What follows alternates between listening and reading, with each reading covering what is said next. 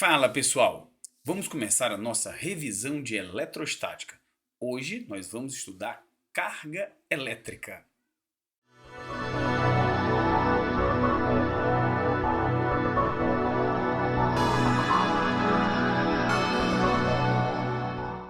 O que é a carga elétrica afinal? Bom, antes de mais nada, nós precisamos entender que toda matéria é formada por átomos, pessoal. E o átomos tem duas regiões. Olha só, a primeira região é o núcleo. É uma parte bem densa e relativamente pequena se você comparar com o tamanho do átomo. Pois bem, lá no núcleo, envolvendo ele, nós temos a eletrosfera, o lugar onde habita uma partícula chamada elétron. Vamos ver com mais detalhe. Olha só, na eletrosfera nós temos o elétron, uma partícula bem pequenininha. O elétron é quase 2.000 vezes menor do que o próton e do que o nêutron. O elétron habita a eletrosfera, que é essa região que envolve o núcleo.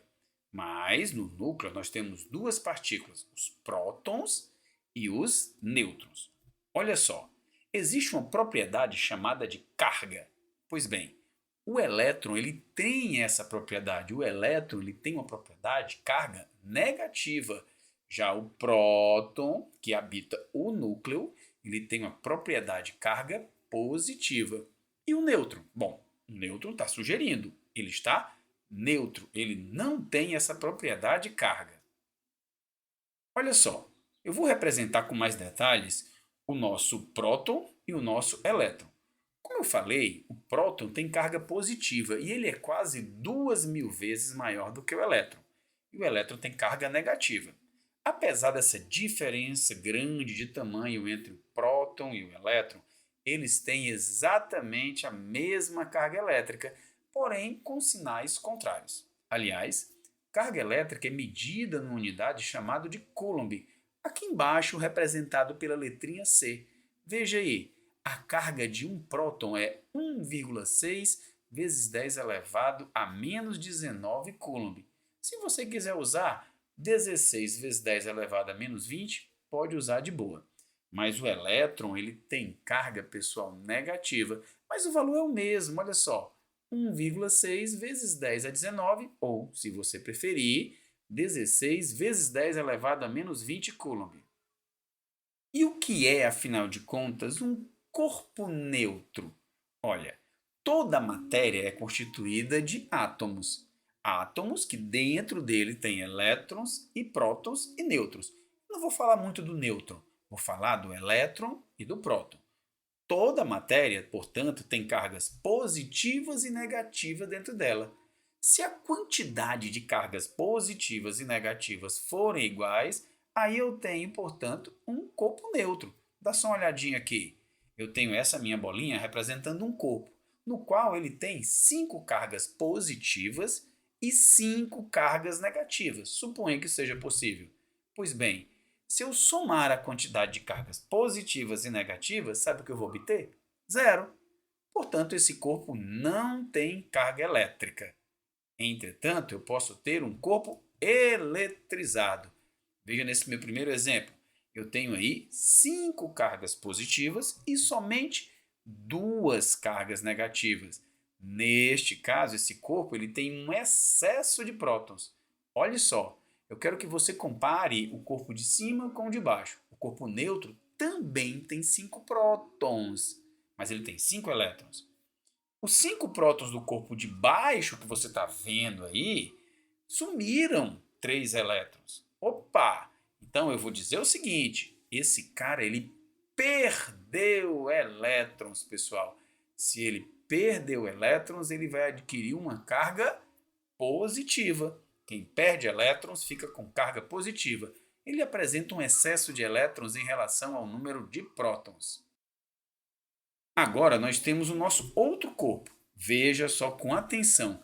Esse corpo também tem os mesmos 5 prótons, as mesmas 5 cargas positivas, mas agora ele vai apresentar 9 cargas negativas. 9 cargas negativas, pessoal. Sabe o que isso quer dizer?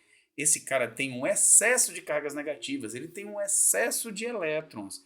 Se ele tem um excesso de elétrons, ele tem uma carga negativa. Então, eu digo que esse corpo está eletrizado negativamente. Portanto, quem ganha elétrons fica com carga negativa. Quem perde elétrons fica com carga positiva. Olhe, muito importante. A quantidade de prótons de um corpo nunca se altera. Sabe por quê? Porque não dá para mexer no núcleo do átomo. É muito difícil. Eu precisaria de uma quantidade de energia enorme para conseguir mexer no núcleo do átomo. Mas os elétrons que estão ali já soltos, flutuando em torno desse núcleo, na eletrosfera, é relativamente fácil da gente mexer com eles. E afinal de contas, como é que eu calculo a quantidade de carga elétrica que um corpo pode adquirir? Com essa expressãozinha que está aqui do lado. Q igual a N vezes E.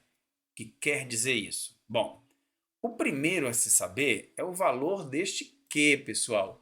O Q é justamente a quantidade de carga que o corpo adquiriu. E essa quantidade de carga é medida em Coulomb, que é a quantidade de carga do meu corpo. Este N, bom, N é o número de elétrons que esse corpo ganhou ou perdeu. Se ele perdeu 10 elétrons, então esse N é 10. Se ele ganhou 1000 elétrons, o valor desse N é 1000. E o E, pessoal? Ora, o E é a carga elementar de um próton de um elétron. No caso aqui, de elétrons, não é? Portanto, o Q é a quantidade de cargas, N, o número de elétrons que ele ganhou ou perdeu, e o E é a carga elementar, que vale 1,6 vezes 10 elevado a menos 19, ou, se você quiser utilizar, 16 vezes 10 elevado a menos 20. Agora, eu vou apresentar para vocês os dois princípios básicos da eletrostática. Um deles é o princípio da ação e repulsão. Olha, pessoal, cargas de sinais iguais se repelem. Duas cargas elétricas positivas, elas vão se repelir. Mas se eu tiver, por exemplo, uma carga positiva e outra negativa, elas vão se atrair. Portanto, o próton e o elétron, que têm cargas de sinais diferentes, sempre irão se atrair. Dois prótons, duas cargas positivas, se repelem. Dois elétrons, duas cargas negativas, se atraem. O outro princípio é o princípio da conservação das cargas elétricas, ou seja, a soma algébrica das cargas elétricas existentes em um sistema eletricamente isolado é constante. O que eu quero dizer com isso?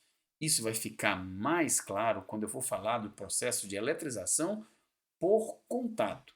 Isso quer dizer que se eu tiver dois corpos eletrizados antes, se eu me encostar um no outro, a gente viu que esses corpos irão trocar as cargas elétricas entre si, mas no final, pessoal, a quantidade total de cargas elétricas do meu sistema permanece constante. Na próxima aula da gente, vou apresentar exercícios desse assunto. Valeu, pessoal. Até a próxima.